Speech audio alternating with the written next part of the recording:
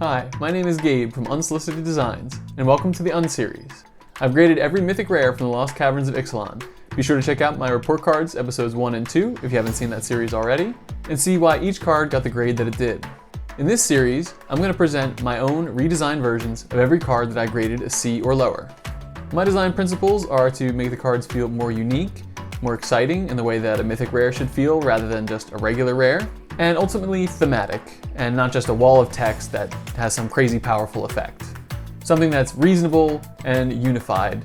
I think in this video in particular, I have a few redesign ideas that really rock the boat and change up what the cards do, and I wouldn't be surprised to see a lot of disagreement with some of my ideas. But overall, I guess that's really part of the design process, and I'm excited to show you what I've come up with. Let me know what you think of my designs, and I hope to earn a like and subscribe from you by the end of the video. I now present to you the mythic rares from the unlost Caverns of Ixalan.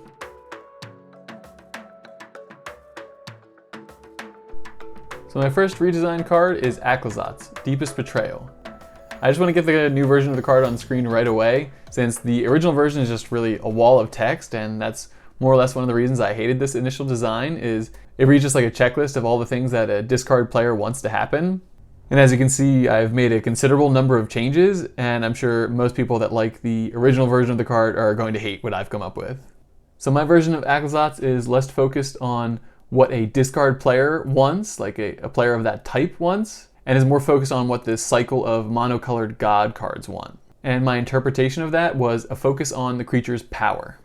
I think it's a fabulous design space for two important reasons. First, that it's scalable, and second, it allows the player to really chase their dreams. So with that in mind, I think my version of Aclazotz will make some more sense to you. Looking at the changes I've made, I removed lifelink from the card because I didn't like the asymmetry of this being the only card in the cycle that had two keywords. I left the fact that it has two creature types alone though, and I shifted the lifelink ability to apply to other bats you control. Another major change you'll notice is that I dropped the power from 4 to 2. That's fairly significant, but this is all in service to his reworked ability, which reads, whenever an opponent discards one or more cards, create a number of 1/1 flying black bat tokens equal to Aclazotz's power. So my iteration is not an all-in-one discard emporium like the printed version, but I think this ability provides a unique and exciting reward for players who tend to gravitate towards discard abilities. So this could end up in your discard-focused deck. It could also be at the helm of a bat-themed deck. And at the very least, if discard is your focus, it'll ask you to consider some power-boosting abilities included into your deck as well. While I think most players who like the actual version of this card would be pretty unhappy with my edit, I did lower the mana value by 1 generic, and the toughness is increased from 4 to 5, so there is that. It's not all bad. You hardcore discard players will have to chime in, but I think my version of the card is by far much cleaner, and as you'll see, I think it ties in much more tightly with the other versions of the monocolored god cards in this set. So if you take all that in as a whole, I think you'll be able to appreciate my iteration a little bit better. Next up is Bonehoard Dragon. My original critique of this card was more or less that it just does too much, and really for no good reason.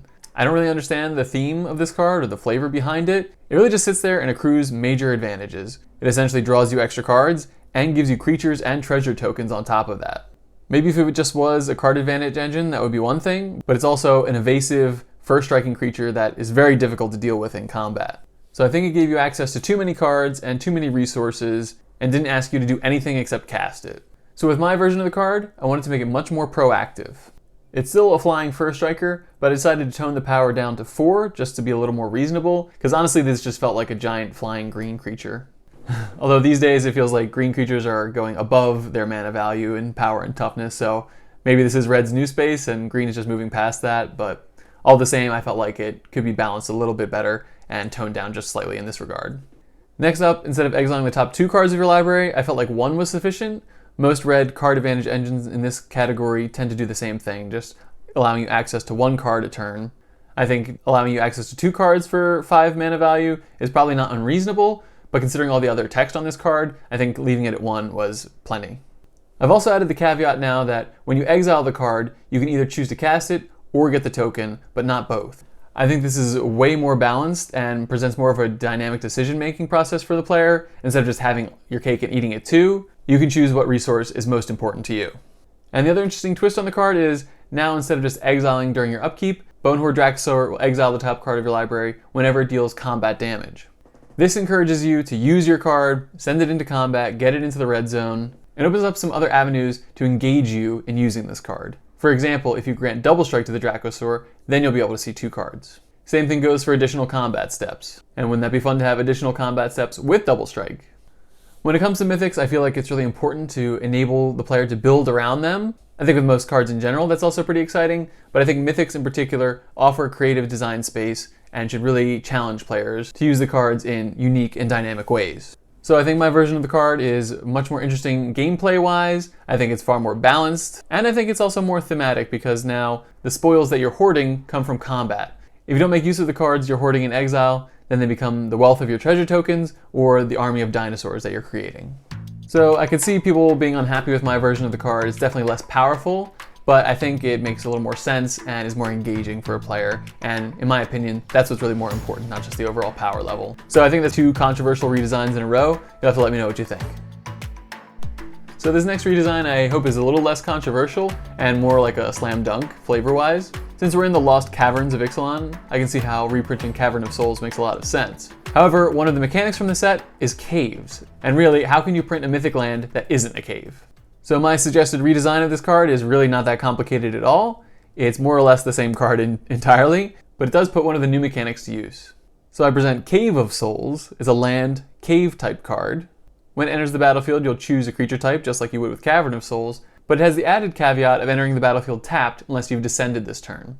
And just as a refresher, descend means a permanent card was put into your graveyard from anywhere this turn. So aside from the cave type and this new caveat of having to descend, it's the same card. And while I love getting some reprint equity in every set and driving down the prices of old expensive cards, I couldn't help but feel like this somewhat functional reprint of the card wouldn't make more sense and have been more exciting to see in the set. Now we come to Chimil, the Inner Sun.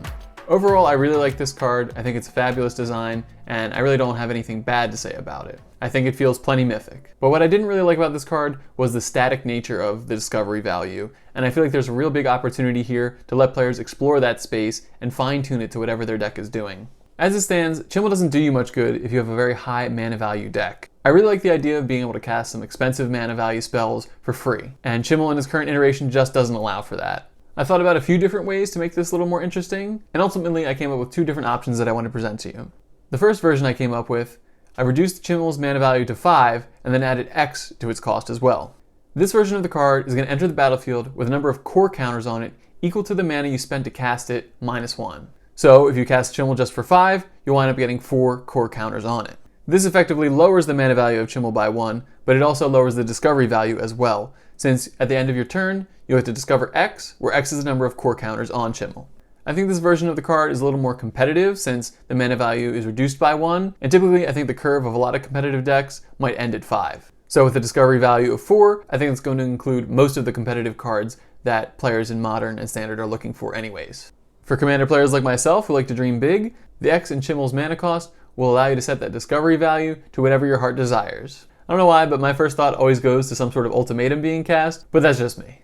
The other version of Chimil I thought might be interesting is one that drops the X mana value and keeps it at a static 5, as well as a static 4 core counters when Chimil enters the battlefield.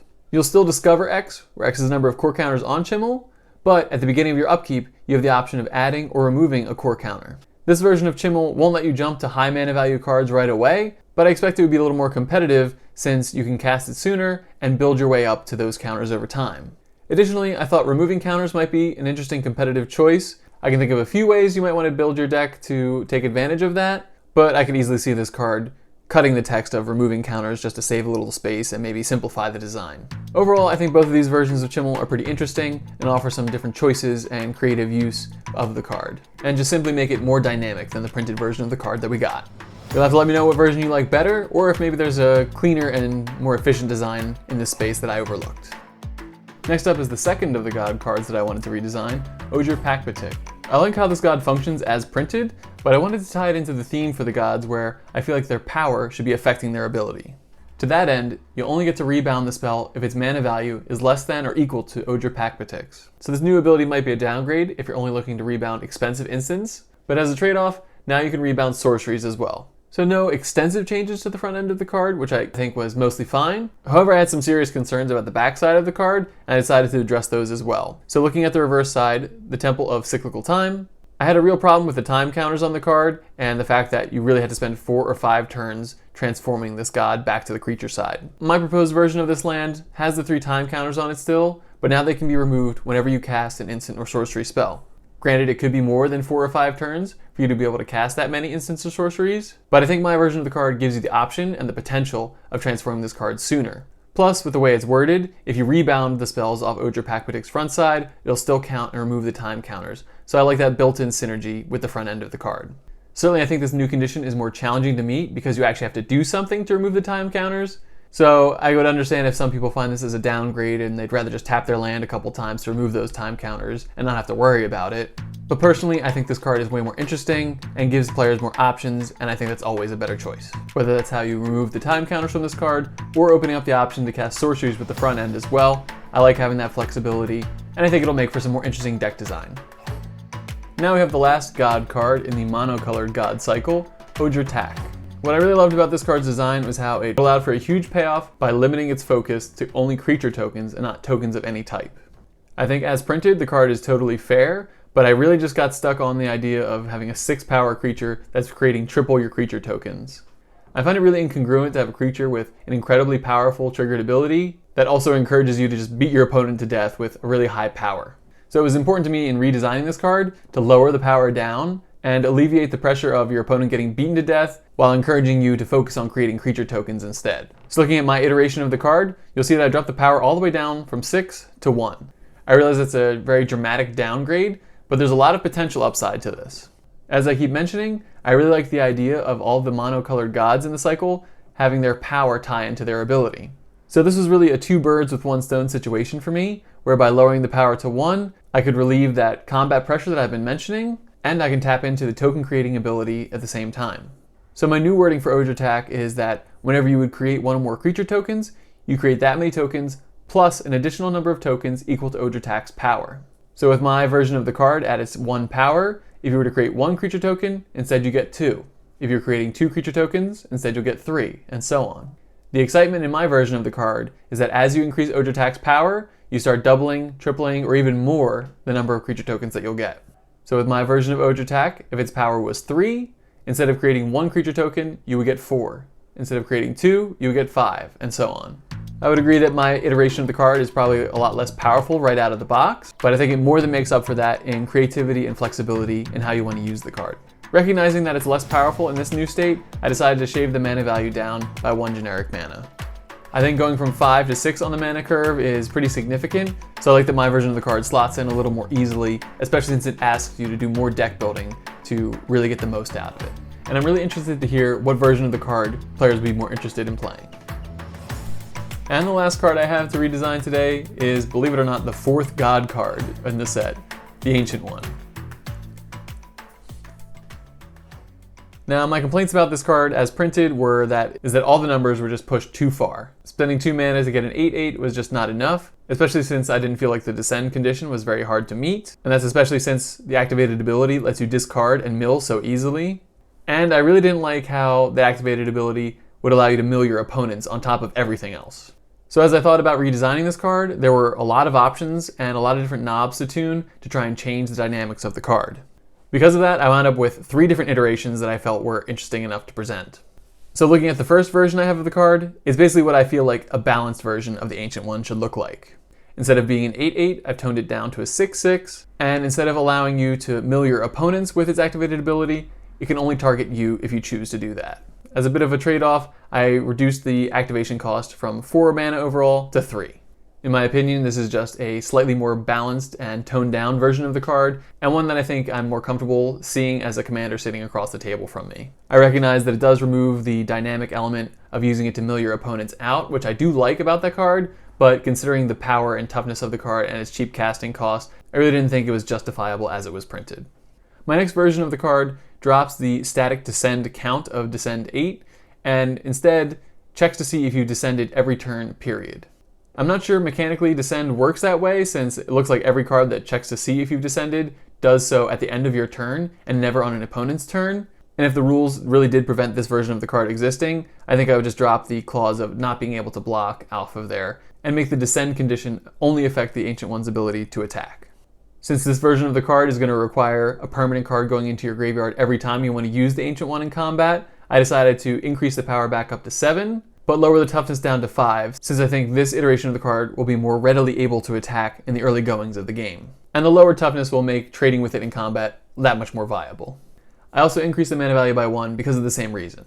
Typically, I don't really like seeing cheap mana value commanders that have a 3-turn kill potential in the command zone, but I felt okay giving this version of the card 7 power since it's going to require an investment of a permanent card into your graveyard every single turn. The final variant of the Ancient One that I want to present to you looks dramatically different from the others, but it's actually not all that dissimilar to the original version. The power and toughness are both variable, which is something that I think really befits a Mythic card, and being dependent on the mana values of the permanent cards in your graveyard, I think really will affect how you decide to build your deck. This version of the Ancient One not only asks you how many permanent cards are in your deck, but how much they cost as well. This means you could still easily get an 8/8 creature, but it will require you to have an 8-drop permanent in your graveyard, as well as 7 other permanents to go along with it.